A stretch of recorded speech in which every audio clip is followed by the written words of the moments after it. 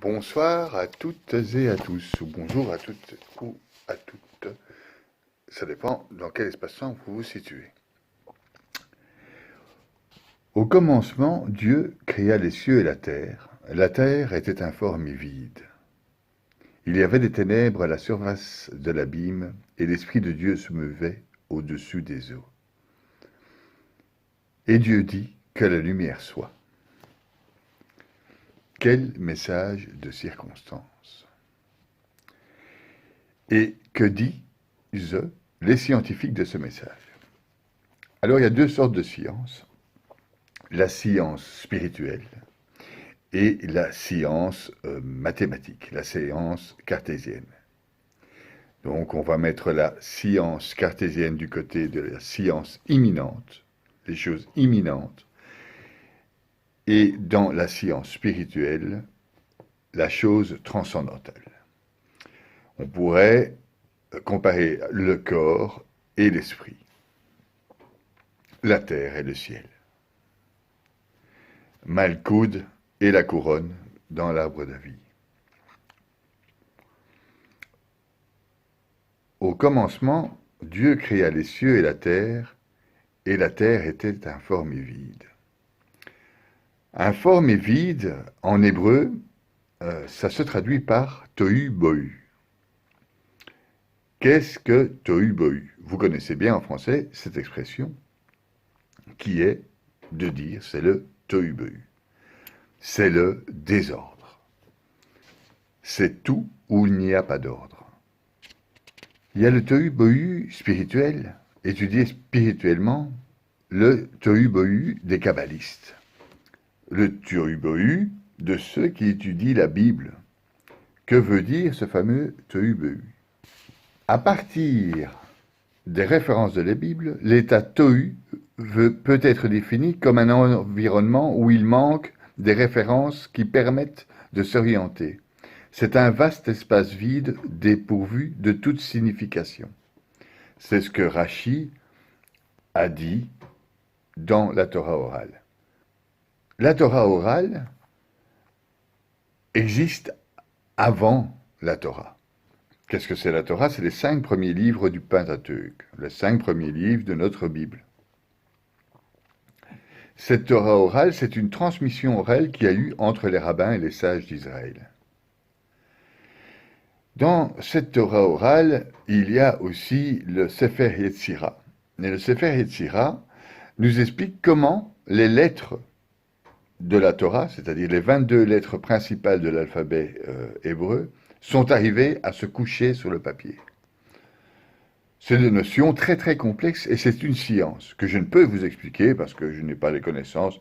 Il faut être assidu rabbin et je n'ai pas la prétention de vouloir expliquer quoi que ce soit à ce niveau. À vous de vous renseigner, le Sefer Yetzira, la Gemara, le Talmud, si vous êtes hébreu. Aussi, si vous êtes chrétien, beaucoup de saints, comme Saint Jean de la Croix, comme Sainte Thérèse d'Avila, qui peuvent aussi vous renseigner sur le tohu bohu et qu'est-ce que représente le tohu bohu. Cette science est une science spirituelle, donc c'est la science de Dieu, c'est la science de notre âme, c'est la science de notre moi profond, c'est la science de notre être intérieur. Les scientifiques calculent, font des pronostics et des estimations, ils vérifient, il faut que ça corresponde à tous leurs calculs. Ça s'appelle de la science. La science est cartésienne et fait partie donc de cette imminence. Et la spiritualité ne l'est pas cartésienne, elle fait appel à la foi. Et la foi, c'est croire en des choses qu'on ne voit pas. Et c'est le transcendantal. Le transcendantal, c'est croire, le fait de croire à quelque chose qu'on ne voit pas. On peut croire, même un athée, ça n'existe pas, un athée est une personne qui ne sait pas lire. Il sait lire de A à T. Mais sinon, il croit. Un athée peut croire. Bien qu'étant imbécile, il peut quand même croire en son projet, en sa vie, il peut croire en ses enfants, etc. Donc ça, c'est croire. Donc à partir, c'est à partir du moment où on croit à notre projet, on est déjà croyant. C'est-à-dire quand on va au restaurant, Vous ouvrez la carte et vous voulez le menu, une pizza, fromage, aux 4 fromages. Donc le garçon arrive, vous commandez une pizza à 4 fromages. Il dit très bien monsieur et il s'en va. Vous n'allez pas suivre le bonhomme jusque dans la cuisine pour savoir s'il fait bien votre pizza fromage. Il l'a fait, vous le savez, c'est la croyance. Quand vous croyez à un projet, vous mettez toute votre énergie. C'est la foi. C'est la foi en vos projets. Et donc cette foi existe partout. Maintenant, la science existe aussi partout.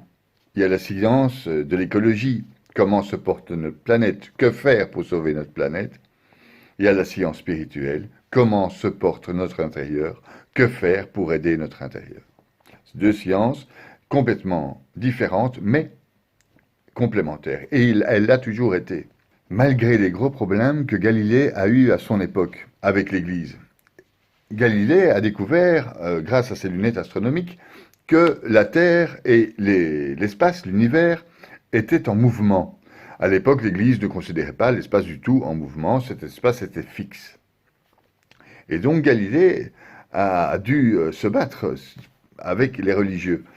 Donc l'imminence a dû se battre avec le transcendantal. C'est toujours comme ça. La matière se bat avec le spirituel. On fait des choses avec la matière qu'on ne voudrait pas faire dans le spirituel. Enfin, revenons-en à Galilée. Galilée, grâce à ses lunettes astronomiques, voit que l'univers est en mouvement. Et il sait le prouver. Voilà. Alors, Galilée, en conflit donc avec l'Église de l'époque, en déduit que le Saint-Esprit n'a pas voulu nous enseigner si le ciel se meut ou s'il demeure immobile. Il cite alors la formule d'un ecclésiaste de l'époque, le cardinal Cesare Baronio. L'intention du Saint-Esprit est de nous enseigner comment on doit aller au ciel, et non comment on va au ciel. Laissez-nous vous expliquer comment on va au ciel, disent les scientifiques. Encore aujourd'hui, les scientifiques ne savent pas dire comment nous allons au ciel. L'histoire des scientifiques n'est pas une histoire spirituelle. Donc les scientifiques expliquent ce qui se passe sur Terre, comment fonctionne la technologie, etc. Mais ne sont pas aptes à nous expliquer les fonctionnements de l'âme, les liens de l'âme avec Dieu et qui est Dieu. Ça, c'est l'histoire des religions et de la spiritualité. C'est l'histoire de la recherche en nous-mêmes. Pour en revenir à la phrase du commencement de la Genèse dans la Bible, chapitre 1, au commencement Dieu créa les cieux et la terre était informée vide, il y avait les ténèbres à la surface de l'abîme, et l'Esprit de Dieu se mouvait au-dessus des eaux. Il dit que la lumière soit. Alors c'est marrant, parce que on a complètement oublié la religion aujourd'hui, on a complètement omis d'éduquer nos enfants en ce sens. On ne lit plus la Bible où très peu de gens sont encore chrétiens. Très peu de juifs sont d'ailleurs juifs aussi. Et donc, on a déconsidéré les lois de Dieu au profit de la loi des hommes. C'est-à-dire que ça a donné tout pour la science. Avec la science, nous allons résoudre tout. Donc, avec la science, nous allons apprendre et avoir des moyens contraceptifs. Avec la science, nous allons aussi apprendre et savoir avorter. Il n'y a plus de morale, la science n'apportant pas de morale, la morale étant perdue, on avorte aujourd'hui à tout va. Il y a plus ou moins 42 millions d'avortements par an, ce qui représente plus de morts que de toutes les guerres possibles, imaginables. Aussi, la science nous a servi à l'époque des chasseurs-cueilleurs. Il nous fallait des armes pour nous défendre, il nous fallait des armes pour tuer les animaux, pour nous nourrir. Alors on va prendre simplement l'évolution des armes. On est passé de la lance, de la pierre, à la lance, de la lance à l'arbalète, de l'arbalète au fusil, du fusil au canon, du canon au char, du char au missile, et du missile au missile nucléaire, etc., etc. Maintenant, parlons peu, et je ne connais rien non plus, à la bombe à neutrons, qui, soi-disant, pourrait détruire tout d'un seul coup, sans détruire les bâtiments. Voilà. Donc on a fabriqué, donc, avec notre intelligence et la science, des armes de destruction massive. À tel point que ces armes de destruction massive ont déjà failli plusieurs fois nous tuer, anéantir l'ensemble de l'humanité telle que nous la connaissons. Revenons donc à cette histoire de tohu-bohu. Donc le tohu-bohu du début, informe et vide. Au départ, la Terre était informe et vide. Et je voudrais faire ici, dans cette capsule, un lien étroit qu'il y a entre la science, d'un côté, l'imminent, et le spirituel, le transcendantal, de l'autre côté.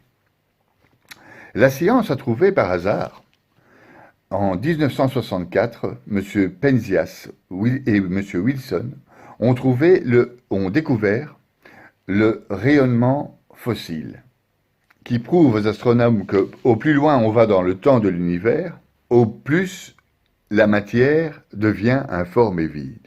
Au plus on trouve ce fameux tohu-bohu qui est indiqué dans la Bible.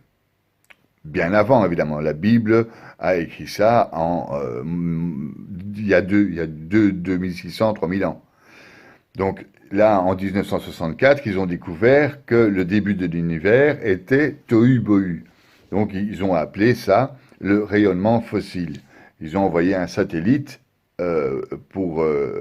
afin de connaître l'histoire du Big Bang, savoir au plus loin où ils pouvaient aller. Les scientifiques s'étaient dit que le rayonnement du début devrait être encore présent dans notre univers sous forme de lumière, une lumière super puissante. Ils ont cherché cette lumière, ils n'ont pas trouvé. Par contre, ils ont trouvé un son. Et ce son leur a renseigné sur l'ancienneté au plus loin qu'ils pouvaient aller, jusqu'au mur de Planck quelque part, jusqu'au plus loin où ils pouvaient aller dans la recherche de ce que c'était le début de l'univers. Ils sont tombés sur le rayonnement fossile. Enfin, revenons-en à ce tohu-bohu des kabbalistes, donc l'informe et vide qui est inscrit dans la Bible. Notre univers est sans structure, totalement instructuré, donc informe et vide, le tohu-bohu. Okay, pas de molécules, pas d'azote, pas d'oxygène, pas de noyau atomique, rien. Nada, rien. Le tohu-bohu, le fond diffus cosmologique, disent les scientifiques. Le fond diffus cosmologique. Alors, maintenant, pour ceux qui hésitent encore concernant l'existence de Dieu, comment voulez-vous qu'un magma, c'était du magma, sans structure atomique, sans noyau atomique, sans molécules, sans azote, puisse créer l'humain, non seulement l'humain, mais son cerveau, qui est équivalent, les données du cerveau sont équivalentes aux données du cosmos. Comment voulez-vous que rien créa le tout que nous sommes, en imaginant qu'on y ait quelconque importance dans cet univers? C'est comme si on prenait du sable et de l'eau, qu'on le lançait par terre, du haut du ciel, et qu'on construisait une cathédrale. Ça revient exactement au même, c'est juste impossible. Il y a une volonté, une bonne volonté, de créer les êtres vivants, à partir de rien. Même pas de noyau atomique, au départ. C'est prouvé, ça s'appelle le rayonnement fossile. Je vais vous mettre maintenant à l'écran la photo de ce rayonnement fossile qu'ont découvert M. Penzias et Wilson en 1964. Donc, c'est-à-dire 4000 ans après l'écriture de la Genèse. Hein. Donc, au commencement, Dieu créa les cieux et la terre était informe et vide. Le tohu-bohu, ils l'ont découvert en 64 et dans les années 80, ils l'ont confirmé. Voilà, voilà. Donc, est-ce qu'on va attendre l'an 4000 avant de concevoir l'existence de Dieu? Ça, c'est une question. Donc, d'un côté, les scientifiques, et de l'autre côté, les kabbalistes, et les théosophes, et les théologiens, et même les philosophes. le tohu-bohu des kabbalistes est la matière première dans laquelle Dieu crée et forme sa création. Si le monde avait été créé par le seul souffle de Dieu et par sa seule parole, il ne serait fait qu'à l'image de Dieu. C'est marrant. Ça, c'est la réflexion kabbaliste, la réflexion de certains théologiens ou docteurs de l'Église. Il reste présent dans l'univers au même titre que la chrysalide reste présente dans le papillon. C'est des théories sorties dans les années 1000. 1300, c'est pas en 1964 ni en 1980. C'est des théories émises par des gens spirituels 1000 ans avant la découverte du rayonnement fossile par les scientifiques. Voilà. Et donc, est-ce qu'il y a encore lieu d'hésiter sur la véracité des propos inscrits dans la Bible, dans la Torah, dans le Talmud, dans la Gemara, dans le Sefer Yetzirah, dans le Coran? Est-ce qu'il y a encore lieu d'hésiter sur la véracité de la connaissance de Dieu? Non seulement il n'y a pas lieu d'hésiter, mais en plus, la Torah et la Bible nous enseignent les lois. C'est un peu rébarbatif. En 68, ils se sont tous battus pour la liberté de l'homme, etc., parce qu'on n'admettait pas que Dieu ait des lois. Dieu a des commandements, c'est ce qu'on appelle les commandements. Pour les chrétiens, il y a 10 commandements. Pour les juifs, il y a 613 mitzvot. Bien, ce sont des commandements. Ce sont des commandements qu'il nous faut tenir pour honorer Dieu. Mais qu'est-ce que honorer Dieu? Honorer Dieu, c'est d'abord s'honorer soi-même, finalement.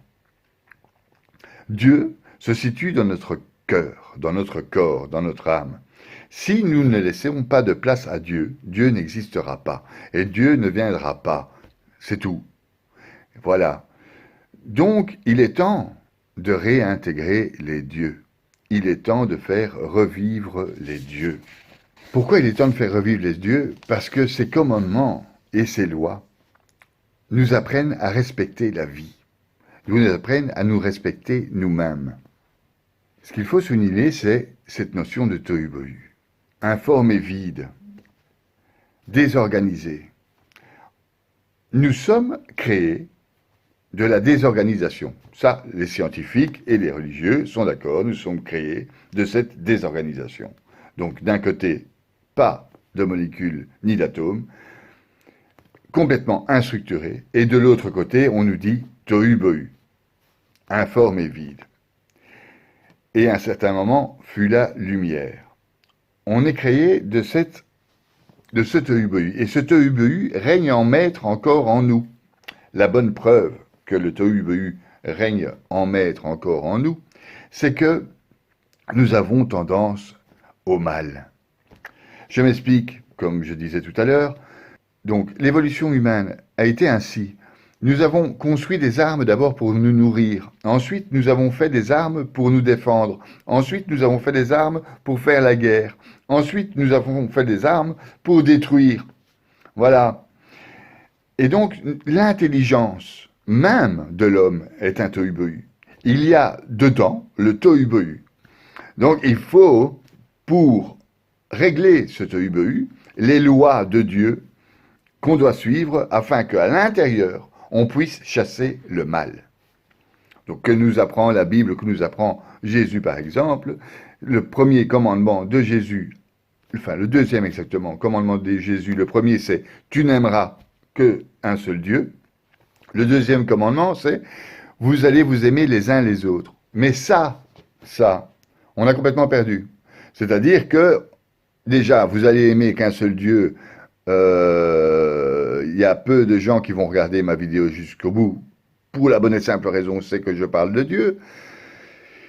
Et vous allez aimer votre prochain comme vous-même. Là, même moi, c'est compliqué. C'est des théories, des remises en question, de lecture, de la prière, de la méditation qu'il faut pour savoir aimer l'autre comme soi-même.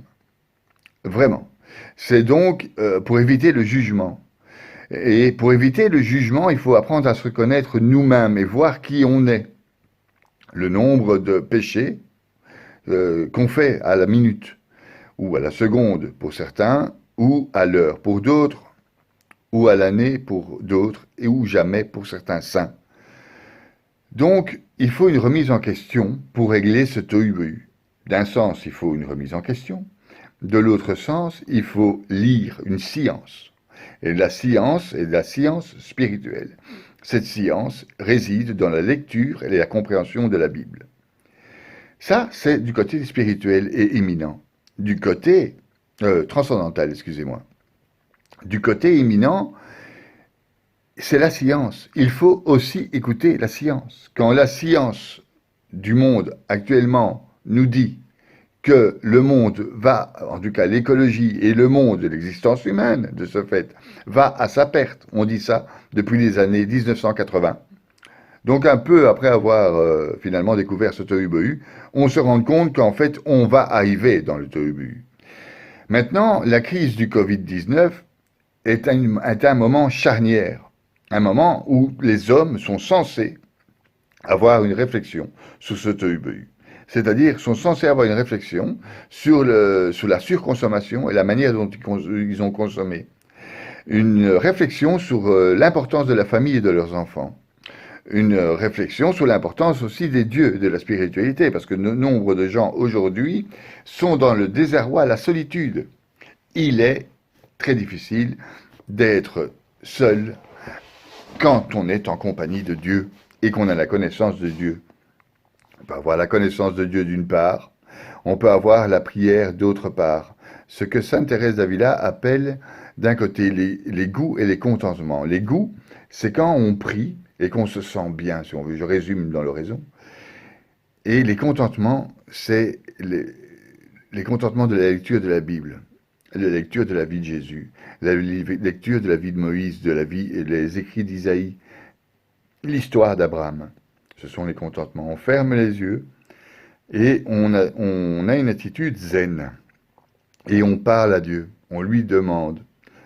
Bien, pour parler à Dieu et pour être exaucé, il faut que Dieu existe. Et Dieu existe qu'avec la volonté que vous avez de le faire exister. Il est impératif dans notre société de rétablir les dieux. Parce que nous avons réussi à dire que les sciences étaient quelque chose d'inévitable. Il fallait écouter la science. Il faut donc écouter la science et remarquer que l'époque du Covid-19, notre planète va mieux, la nature reprend les droits, les notions de famille sont devenues importantes, les petits vieux sont occupés à mourir loin de nous, ces petits vieux qui ont créé l'époque de mai 68. Ils en sont là. Ils en sont là et ils finissent à mourir tout seuls. Voilà ce qu'ils ont créé. Donc, le Covid-19, par exemple, est un message qu'il faut prendre en compte, comme le message de l'élévation des eaux, de l'élévation de la température, de l'augmentation des incendies, du changement climatique. Ceux-ci sont des messages. Maintenant, ce sont des messages qu'il faut prendre en compte immédiatement. On n'a plus le temps de tergiverser. Espérons que le Covid-19 fera réagir la population, les gens, des deux manières, scientifique et spirituelle. C'est impératif pour sauver la race humaine. Pourquoi rétablir les dieux dans notre société? Parce que la société a perdu le sens de l'existence. La religion et la connaissance de Dieu donnent un sens à notre existence et on a perdu le sens de notre existence. Quand je vois des milliardaires se suicider parce que ils sont seuls, c'est parce que ces gens n'ont pas donné de sens à leur existence. L'âme a besoin de sens, sa recherche du bonheur consiste uniquement à la recherche de l'amour et de la spiritualité. Ça, c'est ce que la métaphysique dit. la métaphysique nous explique que pour être heureux, pour être un homme, il suffit d'avoir une spiritualité, donc une connaissance de soi, une connaissance de Dieu, avoir un sens, oui, et avoir l'amour. Alors l'amour décuple nos forces, on le sait. Maintenant, certains moines ont l'amour de Dieu, certaines sœurs ont l'amour de Dieu et non pas cette envie de se mettre en couple. Mais il faut savoir aussi, c'est inscrit dans la Bible maintenant, je ne vais pas vous faire un cours sur la Genèse, mais c'est aussi inscrit dans la Bible qu'il y avait l'Adam, okay, qui possédait, je résume, qui possédait les qualités masculines et féminines, qui se sont séparées. Ça a fait, donc l'homme, la femme est sortie de la côte de l'homme, et on est une complétude. La femme est là pour aider l'homme. C'est aussi inscrit dans la Bible, vous pouvez vérifier mes dires. Donc la femme a été là pour aider l'homme à vivre. Et c'est vrai que l'amour est un moteur incroyable pour l'existence. Être avec son conjoint, être avec son âme sœur, nous aide à nous épanouir, enfin c'est clair.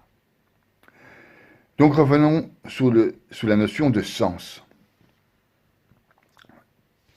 Dieu, le moi intérieur, il est aussi infini que le cosmos. Bon, ça, il faut encore fermer les yeux, prier, méditer, regarder ce qu'il y a à l'intérieur de nous, être dans le calme. Et à ce moment-là, on constate qu'on a une conscience, qu'on a un esprit et qu'on a une âme. Ces trois choses sont infinies à l'intérieur de nous. Pourquoi? On peut d'ailleurs dire et avoir, les scientifiques ont des notions d'infini. Eh bien, c'est parce qu'on peut le concevoir. On peut concevoir à l'infini. Eh bien, pourquoi peut-on concevoir à l'infini? Parce qu'il est en nous. Donc, on recherche, pour avoir du sens, l'infini qui est en nous. Cet infini qui est dans nous est l'image de Dieu. Voilà. Bon, j'éviterai les cours kabbalistes que je ne sais pas faire. Je vous conseille de faire de la théologie, d'aller à la synagogue, d'écouter les rabbins, d'écouter les saints, de lire les saints, parce que je ne peux pas vous donner des cours de théologie. Je suis absolument personne à ce niveau. Par contre, où je suis sûr que vous devez m'écouter, c'est que il y a un motif impérieux. Si je fais cette capsule, c'est pour vous entretenir du fait que la race humaine est en danger et qu'on va tous disparaître si on n'agit pas directement vis-à-vis de la nature et vis-à-vis du sens que les hommes ont. Une part vont se suicider, les autres vont mourir brûlés ou en se fit sous les eaux. Voilà, donc il est vraiment temps de réagir. La crise du Covid-19 est normalement une charnière, une époque charnière pour nous, pour prendre les bonnes décisions. Je vais continuer donc mon développement. Je disais donc comment venir d'un tohu-bohu. Donc au début la Terre était informée vide. Les scientifiques l'ont prouvé en 64. C'est un tohu-bohu total. Il n'y a pas de molécules. Et nous sommes là avec un cerveau, une conscience, une intelligence, un esprit, capable de faire des bombes nucléaires. Cette intelligence n'est pas maîtrisée, parce que il n'y a plus de respect des lois de Dieu. Et c'est pour ça que je vous incite à réintégrer les dieux dans votre vie. Je vais continuer mon raisonnement. La science, donc, nous explique que de ce tohu-bohu, de cette informité vide, au tout début, enfin, au plus loin on peut aller dans la science, dans les études cosmologiques, c'est que donc, au départ, on a un fond diffus cosmologique. Alors là, le fond diffus cosmologique. Je crois que le meilleur moyen de décrire, c'était, au début, c'était informé vide. Hein. Donc il y a plein d'images que vous pouvez tirer. Le tohu-bohu des kabbalistes. Maintenant, sous le tohu-bohu des kabbalistes, je le répète, il y a 5 bouquins, il y a 30 000 pages. Donc si vous voulez vous renseigner sur le tohu-bohu des kabbalistes qui est écrit depuis 3000 ans, eh bien il y en a 5000 pages. Donc vous pouvez aller loin. Donc le fond diffus cosmologique. Il y a aussi 5000 pages de science sur le fond diffus cosmologique. Hein. Donc vous pouvez y aller, c'est le moment. d'ailleurs, d'y aller vers la science, oui, ou vers la spiritualité. Et le mieux, c'est les deux. C'est aller dans la science et la spiritualité pour avoir d'un côté les lois de la science et de l'autre côté les lois de Dieu, qu'il faut absolument, pour sauver notre humanité, respecter. On n'a plus le choix. On n'a plus le choix. Les petits jeunes, ils sont là, Greta Thunberg, en train de manifester dans la rue. C'est bien. C'est ce qu'il faut faire parce qu'on n'a plus le choix. On n'a plus le choix. C'est plus la peine d'aller courir dans les commerces non essentiels. Il faut virer les commerces non essentiels. On consomme 2 à 3 fois ce que peut fournir la terre. Voilà, donc on peut plus les commerces non essentiels. On a vu maintenant qu'avec le Covid-19, le gouvernement est capable de prendre des mesures drastiques. Eh bien, il faut qu'ils les prennent et qu'ils continuent à faire leur métier. Ok? Ce qu'ils ne font pas. Parce que pourquoi l'homme a détruit l'homme et détruit l'homme? Il y a un mot magique. Le profit nous pousse à l'autodestruction. Je reviens donc à mon discours de départ, qui est de dire qu'il faut d'une part la science, l'imminent, et de l'autre part la spiritualité, le transcendantal. Et je fais donc un lien assez facile. La science donc nous dit que, au départ, il y avait le fond diffus cosmologique. J'y reviens pas. Après, il y a les quarks et les neutrons. Alors, je ne vais pas faire un cours de science, les quarks et les neutrons, ça se trouve sur Internet. Donc, les quarks, c'est le plus petit du noyau du neutron, je crois. Enfin bon, c'est une calamité. J'ai jamais été vraiment scientifique. Mais enfin bon, le quark et le neutron, on peut dire que c'est la Torah orale. C'est en spiritualité. Donc, je fais un parallèle, comme un tableau, entre d'un côté la science et de l'autre côté la spiritualité. Donc, les quarks et les neutrons qui se sont formés du tohu-bohu est la Torah orale, c'est-à-dire la Torah avant que la Bible ne soit écrite. Ok? Donc, tout ce qui s'est passé avant, ce sont les quarks et les neutrons.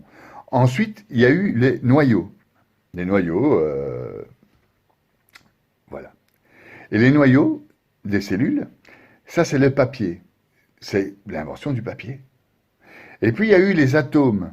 Et ça, c'est l'invention des lettres. Alors, il y a 22 lettres hébraïques. De ces 22 lettres, il faut lire le Sefer Yetzira. C'est absolument intéressant. Là est écrit comment sont arrivées ces lettres en lettres simples, lettres doubles, les 3 lettres principales. C'est absolument géant et ça vous explique tout de comment a été créé le monde, en fait. Mais à travers l'écriture hébraïque. Il faut savoir que l'écriture hébraïque, les kabbalistes en font de la gematria, c'est-à-dire que tous les mots marqués dans la Torah, dans la Bible, jusqu'à notre Nouveau Testament, sont décryptés, découpés en gematria, c'est-à-dire en chiffres. Ces chiffres correspondent à des mots. Donc ça va shalom, shalem, oh là là, alors pnim, pim, enfin je ne suis pas hébreu. J'apprends un peu l'hébreu, je suis obligé parce que ça m'intéresse et parce qu'en fait la Kabbale est une science très très intéressante. Mais enfin bon, la gematria, ce sont les nombres que signifient les mots. Et chaque nombre, par exemple 150, par exemple Dieu. Dieu c'est 26, c'est l'image de Dieu, Yod He Vav He. Le tétragramme, on appelle ça, ça vaut 26. Mais 26, c'est repris dans plusieurs mots dans l'Ancien Testament. Et de là, il y a des liens, etc. Enfin, c'est super compliqué. Je ne suis pas rabbin et je suis encore moins kabbaliste. Et donc, je vais laisser ça donc, j'en étais aux atomes, qui sont les lettres. Donc, les atomes, c'est ce qui crée finalement à l'image des lettres. Donc on a le papier, on a les lettres. Et puis on a les molécules. Et les molécules, c'est les mots, parce que c'est bien de mettre des mots, des lettres, mais si ça ne forme pas de mots, voilà. Donc les mots, c'est des assemblages de plusieurs lettres. Voilà. Il faut savoir que la Torah, à l'origine, la Torah d'ailleurs toujours, je crois, est écrit en un seul mot. Il n'y a pas de point. C'est toutes des lettres l'une à la suite de l'autre qu'on lit, que les rabbins lisent et que les juifs pratiquants lisent. que tous les Juifs, le peuple d'Israël, sont censés d'ailleurs, pour la défense de leur peuple, lire tous les jours, au matin, mettre les téphilim, enfin bon voilà. La religion juive est une religion absolument extraordinaire et l'essence de notre religion chrétienne est celle de la religion musulmane, donc l'essence de toutes les religions. Maintenant, pour ma part, je suis chrétien, car je crois en la Trinité, donc le Père, le Fils et le Saint-Esprit. Je ne vais pas faire des cours de théologie du tout. Donc j'en suis à les molécules, ce sont les mots. Les cellules, ce sont les phrases. Donc ce sont des cellules, oui, pour les scientifiques. Et pour les spirituels, ce sont des phrases qui écrivent la Bible. Ok ? On est d'accord sur l'histoire. Moi, je suis occupé à écrire la Bible dans ma tête. Essayez de me suivre. J'essaie de parler un peu avec mon cœur. Il faut que vous compreniez ce que je dis. Compreniez à l'intérieur de vous ce que je dis. Donc, en fait, la Bible est écrite en mots. Et donc, les mots, ce sont les molécules. Les phrases, écrites en phrases, ce sont les cellules. En chapitres, ce sont les organismes. Les livres, eh bien, les livres, c'est les étoiles. Il suffit de se mettre dans la nature, dans la forêt, sur une montagne, à la mer et de regarder les étoiles. On a compris que les étoiles sont les livres. Les galaxies sont les encyclopédies. C'est-à-dire que les galaxies, on ne peut pas les voir. On en voit une partie très infime. Le monde, l'univers est infini. Hubert Reeves en parle. Il y a des probabilités 99,99 que notre univers soit infini. Il va en augmentant et en se refroidissant, en s'éloignant, en se refroidissant, et il est infini. Il comprend un nombre inimaginable de galaxies sur des milliards d'années-lumière à gauche et à droite. Donc notre monde est infini. D'ailleurs, c'est comme ça qu'ils ont découvert le fond diffus cosmologique. C'est en faisant le sens inverse, c'est-à-dire ils ont observé les étoiles et puis ils ont essayé de faire revenir tout le monde, hein, toutes les molécules, nanana, et puis ils sont tombés sur de la chaleur. Si ça va en se refroidissant, si on veut retourner au Big Bang, ou le Big Bang, moi je n'appellerai pas ça du tout Big Bang, mais j'ai ma théorie dessus, je ne vais donc pas non plus vous faire un cours sur ma théorie. Mais enfin bon, au départ, il y a une chaleur énorme et il y a une lumière énorme. C'est ce qui est indiqué dans la Bible où il est indiqué, donc il était EBU, et Dieu dit que la lumière soit. Voilà. Et donc, cet EBU, si on le condense, devient une lumière juste indescriptible. Enfin bon, je ne suis ni kabbaliste, ni scientifique. Et donc j'y vais un peu de mon propre instinct. Et j'essaie de vous faire partager mon inquiétude concernant la survie de la race humaine dans les 100 années qui vont venir. Je crois qu'on a encore, si on ne change pas, 100 ans à maximum, 100 ans à passer sur Terre. Donc il est absolument nécessaire de prendre les bonnes décisions immédiatement. Et la crise du Covid est là pour nous le dire. Voilà, ça c'est Dieu qui dit aux hommes, voilà, maintenant vous avez le temps de réfléchir. Restez chez vous, réfléchissez. Réfléchissez au sens de la famille, à la consommation, à la planète. Voilà. Bon, je continue. Les étoiles, on est d'accord, c'est les livres. Je trouve ça génial. La galaxie, c'est les encyclopédies. Des fois, je me trouve génial. Voilà. Donc, les minéraux, les végétaux, les animaux, nous. Donc, on est créé, le monde est créé des minéraux, des végétaux, des animaux, ok, et de nous, les humains. Ça, c'est la bibliothèque, ok, ça c'est la bibliothèque. Et notre cerveau, notre conscience, notre esprit et notre âme, c'est l'image de Dieu. Alors là, ça devient très compliqué, et ce n'est pas non plus le but de cette capsule de vous faire un cours sur Dieu créa l'homme 3 fois. Dans la Genèse, parce que j'y viendrai peut-être un jour, mais ce sera une capsule complètement différente.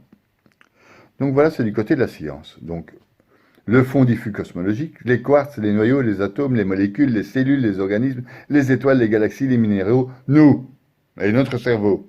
Et si on s'intéresse au cerveau, on se rend compte que notre cerveau est un mini-univers. Il y a autant dans notre cerveau que dans l'univers. Je ne vais pas non plus m'attarder sur l'étude du cerveau. Je vous conseille de lire mon livre qui s'appelle Sciences spirituelles et quantiques, qui en parle au chapitre, je ne sais pas combien, mais enfin c'est marqué dedans, l'étude du cerveau. Et sinon, vous pouvez, attendez, je cherche tout ça. Je vous conseille les écrits et les conférences de Bernard-Michel Boisier, qui est un chercheur, thérapeute de l'échec, conseiller, président des grandes entreprises et professeur. Il est aujourd'hui à la retraite. Il a plus d'une quarantaine d'années de recherche et d'expérimentation sur le cerveau. Voilà, c'est juste génial. Il nous sort en fait concernant le cerveau que il nous explique comment fonctionne notre glande pinéale, donc la petite antenne qu'on a dans notre cerveau, qui est au centre de notre cerveau, qui est en liaison avec les énergies qui arrivent et l'enveloppe, etc. Les énergies magnétiques dans le cerveau, les biophotons. Il nous explique qu'il y a 4 milliards d'informations qui arrivent des étoiles vers notre cerveau et seulement 50 sur les 4 milliards par seconde sont traduites. Il nous explique aussi que pour créer l'intelligence d'une souris, le cerveau d'une souris, hein, il faudrait 3 hangars d'Airbus 320 pour modéliser aujourd'hui l'intelligence d'une souris. Et donc, on est créé d'un tohu-bohu, donc, et Dieu n'existe pas. Et voilà. Et donc c'est pour moi une évidence, et j'espère que ça le devient pour vous. Si ça ne l'est pas, on va continuer à travailler. Et continuer à travailler, il le faudra, parce que sinon, on va vers la perte et l'extinction de la race humaine. Voilà, donc je pense que la tâche des prochains siècles, en face de la plus terrible des menaces qui est connue l'humanité, va d'être d'y réintégrer les dieux. Cette phrase est attribuée à Arthur Rimbaud, c'est pas vrai du tout, il a démenti ça, mais enfin bon, c'est une super phrase. Je pense que la tâche du prochain siècle, en face de la plus terrible menace qui est connue l'humanité, va d'y être d'y réintégrer les dieux. Il faut. C'est primordial. Donc pourquoi? Je me répète, et je vais répéter. Dieu lui donne du sens à nos vies. C'est très important d'avoir du sens dans la vie. Les scientifiques ne donnent pas ce sens. Ils ne sont pas là pour ça. Ils sont là pour étudier. Les scientifiques, ils sont là avec nous les spirituels, pour vous renseigner du fait, moi spirituel, je vous renseigne qu'il faut absolument réintégrer les dieux dans nos sociétés. Pourquoi? Parce que Dieu nous a donné des lois qu'il nous faut respecter. La vie, il faut la respecter. Les autres, il faut la respecter. Soi, il faut se respecter, etc. Ça, c'est du côté spirituel. Et de l'autre côté, il y a la science qui explique que la planète va à volo, qu'on utilise 3 fois les ressources de la Terre, qu'il y a une surpopulation mondiale, qu'il faut absolument régir tout ça, sinon on va au crash. Ça, c'est les scientifiques d'un côté, et les spirituels de l'autre expliquent la même chose. Là, maintenant, on va au crash. Donc, il faut réintégrer les dieux d'une part, écouter les scientifiques d'autre part, arrêter le profit. Alors, nous sommes gouvernés. Parce que nous ne sommes pas tous des dirigeants. Je ne suis pas dirigeant, vous n'êtes sûrement pas dirigeant, et j'espère que s'il y a un dirigeant, il pourrait m'appeler parce que j'ai des conférences à faire. Donc, vous n'êtes pas dirigeant, je ne suis pas dirigeant, et on est dirigé. Comment il nous dirige? Il nous dirige essentiellement sur la base du profit. Donc, on a encore, pour moi, une preuve qui en est évidente. Là, maintenant, nous avons le Covid, il y a le vaccin. Le vaccin, c'est qui a quoi le premier. On nous réouvre les boutiques le 25 décembre. Ce sera pour la Noël, uniquement. Alors là, à la Noël, on peut faire tout. Les vacances, ça a été le profit. En fait, la politique d'aujourd'hui ne veut plus du tout notre bien. Ils sont bouffés par le profit. Voilà. Et donc, il faut absolument changer le système. Nicolas Hulot est un bon exemple de ce qui se passe. Nicolas Hulot était au gouvernement français. Il a essayé d'exposer ses idées. C'est un grand climatologue, un grand scientifique.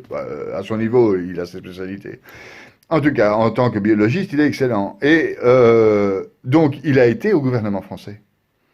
Il a vu que c'était pas la peine avec Micron. C'était pas la peine.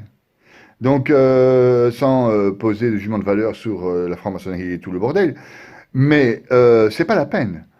C'est le profit. Donc, c'est pas, il a démissionné parce que le gars ne sait pas faire son travail. C'est juste impossible d'essayer de sauver la planète avec des dirigeants pareils. Ce n'est pas possible. S'il pense au profit, on va droit dans le mur. C'est clair. Donc voilà, et on va droit dans le mur si on ne réintègre pas les dieux. C'est tout aussi clair. Parce que c'est les dieux qui vont nous renseigner la manière d'agir avec la science. Voilà, voilà, voilà. Donc, les deux corps et esprit dans l'homme pour se compléter. Le corps et l'esprit.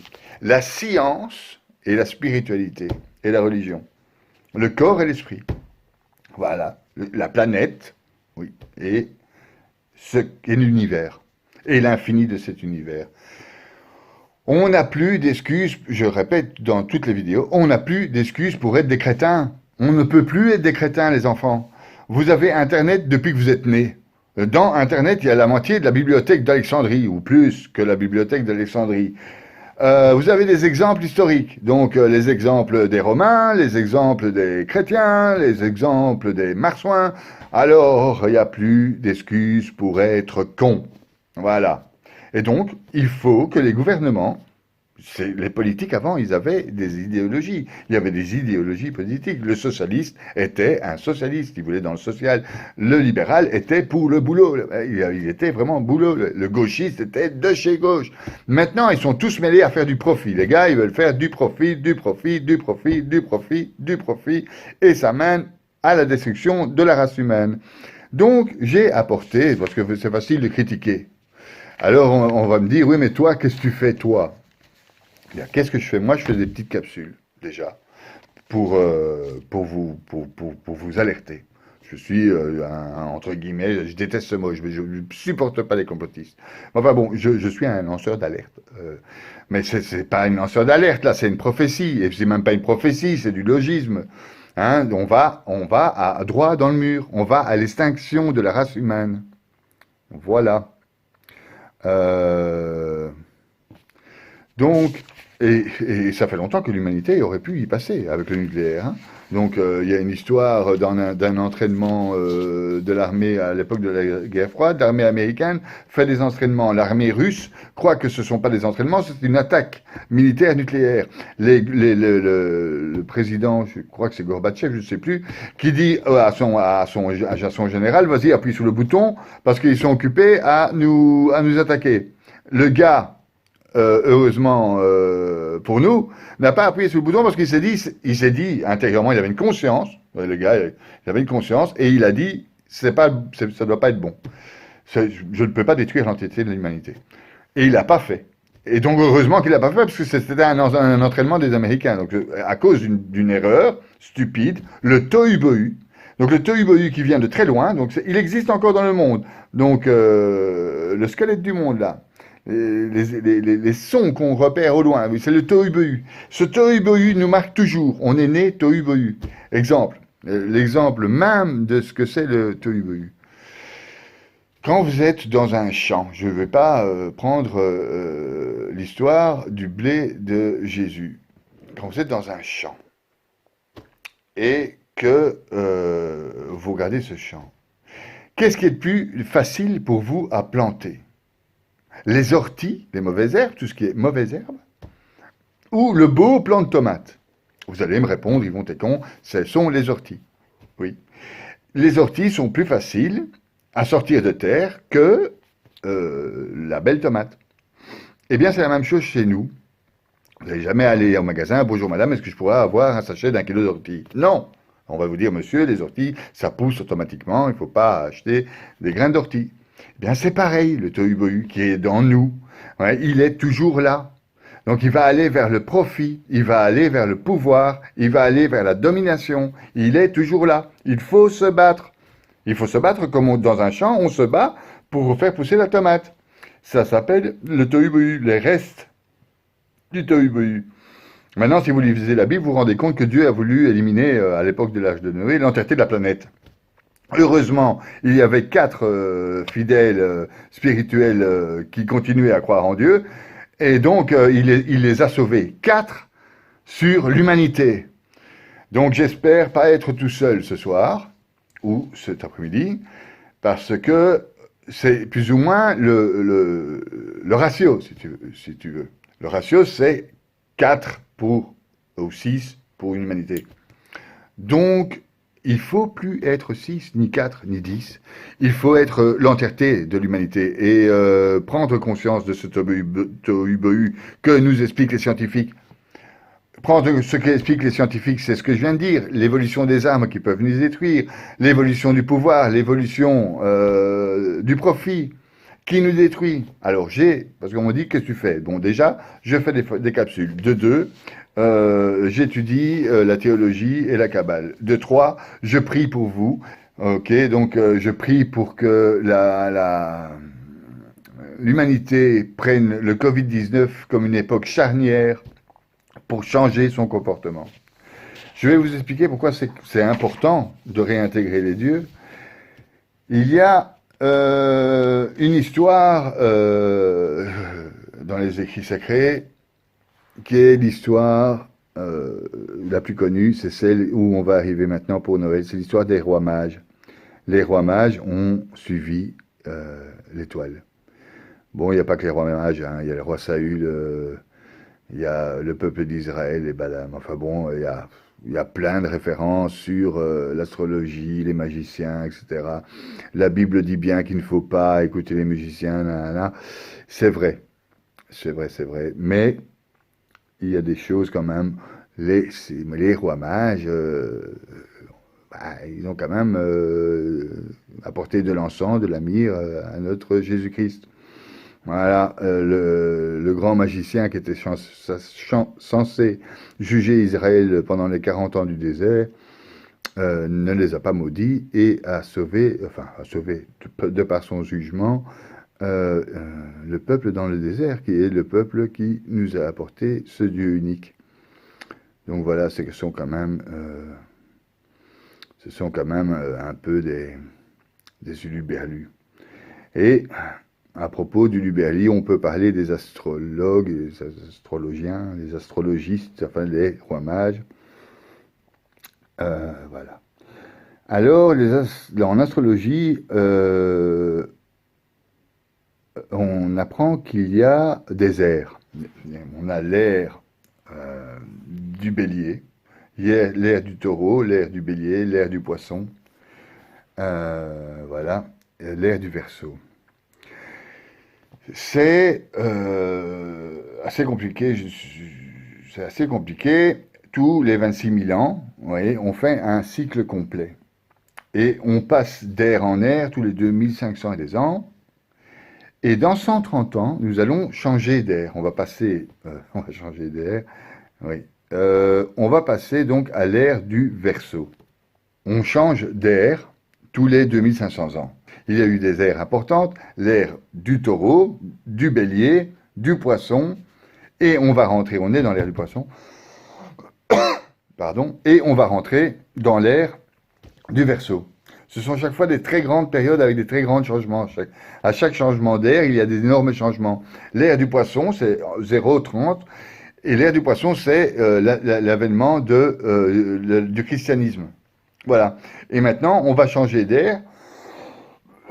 Certaines personnes parlent de l'ère des Verseaux comme une ère qui sera spirituelle, technologique, etc.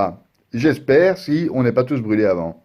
Donc ça sera spirituel et technologique si l'homme a l'intelligence de se reprendre face à la destruction qu'il a mise en route, la destruction de l'humanité qu'il a mise en route. Alors je vous conseille de réintégrer les dieux et de lire, par exemple, l'Ecclésiaste. L'Ecclésiaste, dans la Bible, c'est juste géant, et ça nous explique ce que va devenir, ou ce que devient, ou ce qu'est notre planète, et les tenants et les aboutissants de la biodiversité, tout ça. Enfin, ça explique tout ce que Nicolas Hulot nous explique.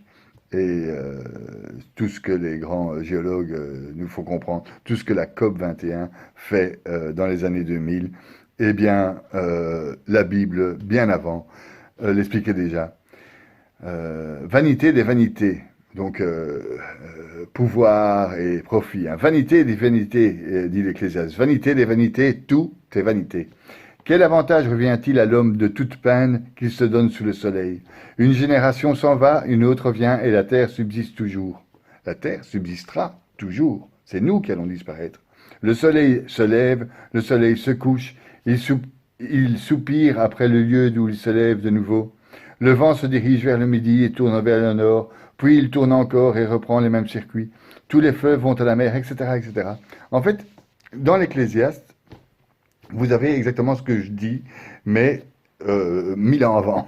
C'est-à-dire, le gars, il dit, voilà, ça fonctionne comme ça. Il faut respecter les dieux, il faut respecter la nature.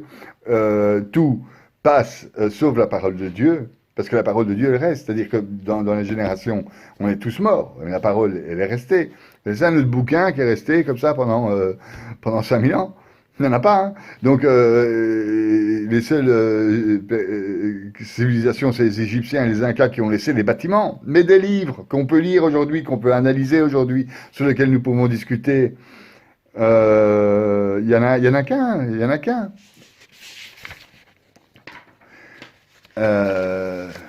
La Bible, qui, qui unit nos deux religions, les juifs et les chrétiens, et qui met en place la théorie de Mahomet pour les musulmans. Voilà, 600 ans plus tard. Il faut écouter les scientifiques, c'est certain.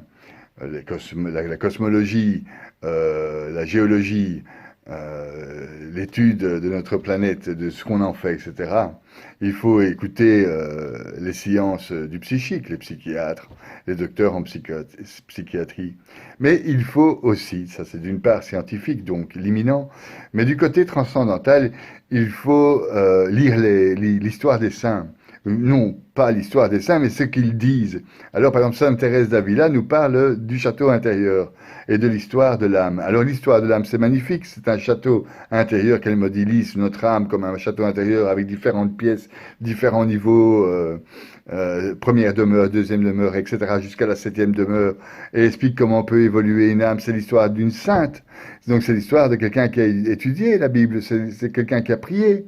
Parce qu'il ne suffit pas d'étudier, il faut prier aussi. Donc, ces deux ensemble, elle l'a fait, elle a écrit des choses fantastiques sur l'âme. Donc, ça, c'est du côté spirituel, donc c'est du côté transcendantal. Du côté transcendantal aussi, on a Saint Jean Chrysostome qui définit ce que c'est le mal. Alors, il dit, par exemple, le mal qui est vraiment mal, c'est la fornication, l'adultère, l'avarice, et mille autres abominations. Moi, ce que j'entends là, c'est l'avarice, mais il y a aussi le pouvoir et la vanité et alors le profit, parce que c'est le profit, c'est le profit qui nous coule. Et pour l'instant, ils sont en train de jouer en bourse avec des vaccins. Je ne sais pas si vous imaginez le truc. C'est le profit, c'est le profit. Le Donald Trump, bien qu'il ait mis l'ambassade américaine à Jérusalem, ce qui est une bonne chose, est contre la COP 21, contre le réchauffement du climat. Ce mec se fait des tours sur notre dos. On va crever, nous. Hein, soyons clairs. Donc il dit, Saint Jean Chrysostome, il y a donc un mal qui est vraiment le mal. Donc la fornication, l'adultère, l'avarice et les autres abominations dignes de tout châtiment et de tout supplice. Il y a un autre mal qui est à parler, n'est pas un mal, quoi qu'il en porte le nom, comme la famine, la peste, la mort, la maladie et le reste de ce genre. Alors la famine, la peste, c'est le Covid.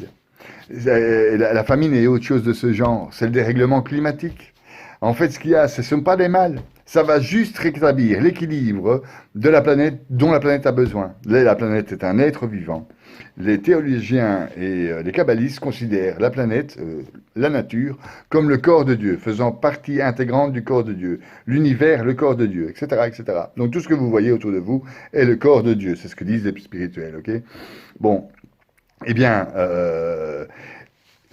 quand vous détruisez le corps de Dieu, hein, eh bien Dieu, il rétablit un équilibre. Voilà. Donc en fait, on a détruit les écosystèmes, on a bousillé les forêts. Eh bien, qu'est-ce qui se passe? Les animaux capables de nous infecter avec leur virus, eh bien, nous infectent, parce ils sont plus protégés, et ils ne nous protègent plus de cette nature. La nature nous servait de bouclier. On est occupé à détruire la nature, donc on enlève le bouclier qui est entre eux et nous.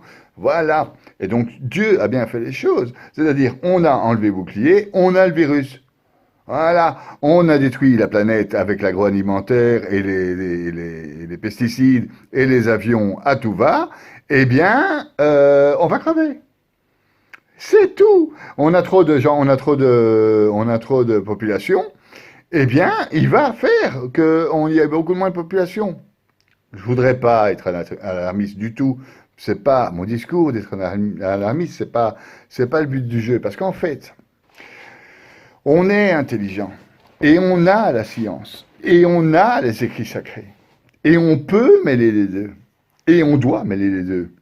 On a des gouvernements et on a des politiciens, des gens qui aiment bien faire ça. Moi, je déteste. Mais eux, ils aiment bien. Il y a donc des gens dans toutes les sortes. Il y a des gens qui sont biologistes, il y a des gens qui sont techniciens, il y a des gens il y a des gens scientifiques d'un côté, il y a des gens d'un niveau spirituel élevé de l'autre.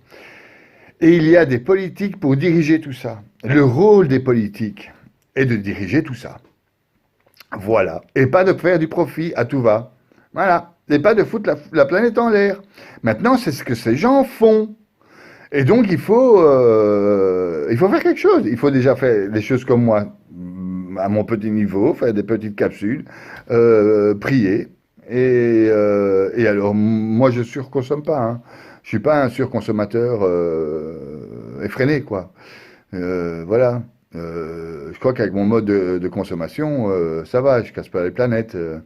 Il y a des moyens scientifiques qui vont dans le bon sens. Et les études sacrées, les études spirituelles vont aussi dans le bon sens. Nous avons aujourd'hui un Talmud de Babylone, un Talmud de Jérusalem, nous avons une gématria des kabbalistes, on a une kabbale même dans la religion chrétienne, c'est-à-dire, enfin bon, il y a la kabbale chrétienne aussi, et on a réfléchi et réfléchi depuis plus de 2000 ans sur ce qui est écrit dans la Bible. Donc on a avancé aussi à ce niveau-là. À plein de vue, au point de vue du temps, au point de vue de la création de l'univers, au point de vue des synchronicités. Hein. On parlait pas de synchronicité en ces termes à l'époque de Jésus, malgré que je peux vous trouver plein d'écrits où il parle de synchronicité qu'il y a qu'il y a moyen de mettre en place. Si tu fais le mal, tu vas avoir du mal. Voilà, ce sont des synchronicités. Voilà. Mais il y en a plein. Mais maintenant, maintenant il y a des pseudo-scientifiques qui ont fait des écrits géniaux sur comment être synchro avec l'univers, la loi de l'attraction, etc. Ce que j'ai fait dans la première capsule sur la loi de l'attraction. Enfin bon, on en est loin aussi spirituellement. Avec le New Age, il y a eu des travaux à New Age complètement ridicules, mais tout n'était pas ridicule. On est par exemple sur la communication des arbres entre eux, la société des arbres, c'est excellent, c'est-à-dire, voilà, ça éveille notre spiritualité. La spiritualité évolue comme la science, et donc les deux ensemble fait que on sera sauvé si on est intelligent, si on est digne de notre intelligence. C'est-à-dire qu'on n'utilise pas notre intelligence pour faire des crétineries. Voilà. Et venons-en à la fin de cette capsule où je vais vous donner ce qui est à mon sens à faire directement, hormis le fait d'écouter les sciences et les scientifiques et de réintégrer les dieux dans notre société. Donc j'ai fait un petit listing comme ça, exhaustif, de ce qu'à mon idée, il faudrait absolument se mettre à faire. Donc réintroduire le transcendantal et les dieux dans notre société, je l'ai dit, pendant 1 heure. Donc ça apportera un sens, le bien-être, le bonheur. C'est une loi fondamentale. Une loi énoncée par les métaphysiciens, Platon, Aristote, vers 300 ou 400 avant Jésus-Christ. Reprendre une éducation fondamentale à nos enfants. Quand j'étais jeune, on ne me parlait pas de réchauffement climatique et de trucs comme ça. On ne m'a pas éduqué comme ça. C'est dommage. C'est dommage et c'est ça qui est bien pour les enfants d'aujourd'hui et les enfants que vous ferez. Euh, il faut rééduquer ces fondamentaux à nos enfants. Les fondamentaux des lois de Dieu. Il y a 10 commandements, tu ne tueras point, tu ne feras pas d'adultère, tu banniras pas tes ennemis, enfin tu lis la Bible. Reprier, prier pour demander, donc la loi de l'attraction, les synchronicités, c'est prier ça. Mais pour avoir les connaissances, pour prier convenablement, pour savoir qui est Dieu, il faut lire la Bible, il faut lire la Torah. Euh, voilà.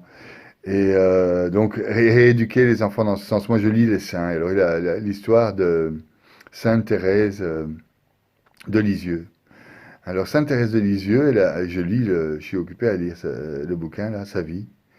En fait, à l'époque, je dis pas que l'époque était meilleure, mais à l'époque, il y avait le sens de Dieu. Donc, Sainte Thérèse, elle priait avec ses parents. Ses parents étaient pieux. Ils avaient une discipline de Dieu. Et la discipline de Dieu, c'est la discipline du respect de l'autre, le respect de soi-même et le respect de la nature. Il se satisfaisait de peu de choses, comme Jésus se satisfait de peu de choses. Jésus n'était pas un tétrabourgeois qui roulait en char doré. Hein. Non, non, c'était pas un mec, c'était un pauvre. Hein. Et donc l'humilité, etc. Ils étaient élevés comme ça. Et c'est vraiment dommage que ça soit perdu. Parce que franchement, ça apporte des bonheurs sains. C'est apprendre aux enfants à se satisfaire de peu de choses à l'image de Jésus et des prophètes. Saint Jean était vêtu de peau et il mangeait du miel et des sauterelles. Voilà. Euh, le peuple israélien dans le désert, on ne peut pas dire que ce soit non plus la grande gloire d'aujourd'hui. Je veux dire, voilà, rééduquer les enfants aux choses simples, à la prière. La prière, c'est demander des choses à Dieu, demander, croire en ce qu'on ne voit pas. Hein, c'est important de croire en ce qu'on ne voit pas. Parce que si on vous dit, par exemple, qu'il n'y a plus d'arbres en Amazonie, il faut le croire. Voilà, on ne le voit pas, mais il faut le croire. On vous le dit, il croit. Voilà, c'est ça. Et donc, là, c'est réapprendre la croyance à ce qu'on ne voit pas, le respect de l'autre. C'est une base. Interdire des produits chimiques, tout ce qui est chimique, désherbant et tout ça. Ça ne sert à rien. On a des insectes qui font le travail. On a tout ça, voilà. Mais évidemment, on ne pourra pas fournir Carrefour ni Leclerc. Hein. Il faut donc revenir à l'agriculture du territoire, l'agriculture locale. Supprimer les grosses industries agroalimentaires. Les supprimer. Enlever ça et repartir comme on était avant. C'est pas que je veux retourner à la préhistoire, c'est que simplement, avant, ça détruisait pas la planète. Maintenant, notre planète est en danger et nous sommes en danger. Parce que le fait de se réoccuper de nos terres, on va se réoccuper de nous. Il y a un lien fondamental entre la science et la spiritualité. Ce lien existe aussi entre notre matière, notre corps et notre esprit. Entre la terre, ouais, et le lien qu'on a avec la nature qu'est le corps de Dieu. Il y a vraiment un lien fondamental. Et c'est pour ça que je fais cette capsule, parce qu'il y a un lien entre le corps et l'esprit, entre la science et la spiritualité. Et ce lien pourrait se rétablir si on arrête l'agroalimentaire directement et on refait des industries locales. Donc arrêtez de nous prendre pour des cons en nous balançant le fait qu'on va sauver la planète en faisant des voitures électriques par exemple, ou en faisant des éoliennes, ou on va sauver la planète. Non, on envoie la pollution vers ailleurs dans le monde. Si. Donc tous les métaux lourds et tout ça sont puisés de l'autre côté du monde sans aucune norme écologiste, et nous on fait des éoliennes. Oh, non mais ça va pas. On nous prend pour des cons. Il faut donc arrêter de nous prendre pour des cons. Le voir une fois pour toutes. Et arrêter de se dire que non, mais non. Si, si, si, si, si. Et non seulement si on ne se le dit pas, on va tout droit dans le mur. Parce qu'ils vont continuer leur profit, ils vont continuer la guerre du pouvoir, ils vont continuer à faire de la politique qui n'est plus du tout pour le bien de l'humanité. Si, si, si, il y en a, mais très très peu. Et il faut mettre ces très très peu au pouvoir. Il faut faire réellement changer les valeurs. mettre les trous de cul à leur place et mettre les gens qui en valent la peine au pouvoir. Pour conclure, il y a des choses importantes qui peuvent nous aider. L'évolution de la science. S'intéresser à ce que M. Hubert Reeves dit, à ce que les scientifiques de haut niveau disent. S'intéresser à notre copain Nicolas Hulot peut nous raconter sur la planète. Regarder les jeunes qui manifestent, Greta Thunberg, etc. Écoutez de l'autre côté le pape qui nous dit qui nous appuie sur la notion de aimez-vous les uns les autres dans son encyclique dernièrement. Priez pour demander à Dieu de nous aider et pour faire aussi une place dans nous pour Dieu. Avoir conscience de qui nous sommes, matériel et immatériel, infini à l'intérieur, etc. Et donc, il y a la cosmologie, il y a les écrits sacrés, la Bible, la Torah, écouter les rabbins, écouter les curés, écouter les saints, écouter les imams soufis, ceux qui sont en connexion avec Dieu, regarder les gens qui sont en connexion avec ce Dieu, rester humble, gentil, amoureux, voilà, faites attention à votre prochain, faites attention à vos enfants, faites renouer cette vie de couple. Les vies de couple, c'est de l'instantané maintenant. On consomme, on est des consommateurs de tout. On consomme le couple, on consomme nos enfants, on se fait consommer. Enfin, ça devient la folie. Retrouvons-nous sur les bases scientifiques d'une part et sur les bases théologiques de l'autre. C'est-à-dire, d'un côté, vous savez, au départ, il y avait les alchimistes. Et tous les gens qui étaient bannis de l'église parce qu'ils faisaient soi-disant de la magie, parce qu'ils étudiaient la matière. De là, les alchimistes ont créé le tableau de Mendeleïev. Et de l'autre côté, il y avait la spiritualité, les écrits sacrés. Ça fait avancer notre société du début jusqu'à la fin. Ce qui a pourri l'homme, c'est son intelligence menée juste au profit. Et on a été dirigé par des politiques qui ont vu que le pouvoir faisait du profit. Mais bon, à l'époque, on pouvait encore dire, bon, personne n'avait accès aux livres écrits à la science. Maintenant, tout le monde l'a. Alors, ce que je répète quasi dans toutes mes vidéos, c'est jetez votre télé par la fenêtre. Mais oui, arrêtez d'avaler des conneries comme ça, s'il vous plaît. S'il vous plaît. Vous avez Internet, vous branchez la télé sur Internet, s'il vous balance des conneries. Eh bien, vous branchez votre télé sur Internet, vous écoutez un rabbin, vous vous renseignez sur la vie d'un saint, vous vous renseignez sur l'écologie, sur la planète, sur l'attraction, sur le langage des arbres, des pierres, des chameaux, enfin je ne sais pas. Faites quelque chose, mais arrêtez. Trois mariages pour un enterrement, Top Chef, je ne sais quoi encore. Ah, c'est débile, quoi. Et c'est toutes les chaînes. C'est toutes les chaînes de débilité, mais c'est la folie. Et alors, on dit on est des gens intelligents et qu'on a la technologie, mais c'est à ne pas croire le phénomène. C'est à ne pas croire le phénomène. Donc, je vais arrêter de me révolter, ça ne sert à rien, restons calmes. Pour être positif, la RTBF a diffusé un reportage qui s'appelle On respire, le monde respire. Ce reportage, par exemple, est géant. C'est pas une théorie complotiste sur on va tous crever. Non, c'est un reportage, un petit court-métrage où il y a un topo général de ce que la Covid-19 aurait pu nous apprendre et pourrait nous apprendre sur la prise de conscience du développement de notre planète. Comment aller suite à cette... On a vu que les politiques pouvaient agir de manière drastique. Donc, et on a vu que les gens suivaient. Donc, il y a moyen de faire des choses, parce qu'il faudra agir drastiquement. On ne peut plus se permettre d'importer de Chine des sucettes. On ne peut plus. C'est fini. On peut plus se permettre d'avoir des rayons de Carrefour. Moi, je vais jamais chez Carrefour parce que ça me rend malade. Mais quand je vais chez Carrefour, avant d'avoir une crise de foie, je regarde les rayons de chez Carrefour. Alors, 3000, j'exagère, mais c'est une image, pots de petits pois différents. 60 marques de dentifrice. 80 trucs de chocolat. Bon, alors écoutez, déjà, moi personnellement, je n'ai pas besoin de tout ça, mais il faut relocaliser. C'est-à-dire que arrêter l'agroalimentaire qui détruit notre planète, c'est clair, et relocaliser. Et donc, avec les produits locaux, on aura du sort de dentifrice made in Belgium. Boum, un dentifrice noir, jaune, rouge. Tu auras les gens vertes quand on s'en fout. Mais il faut faire quelque chose. C'est dramatique. Mais je crois qu'on a tous une intelligence. Je crois qu'il y a des politiciens. Et on a tous une bonté et une intelligence en nous. Et une volonté que tout cela soit fait. À l'image de Dieu, qui fut la volonté que cela soit. Donc le tétragramme, c'est « Je suis celui qui est ».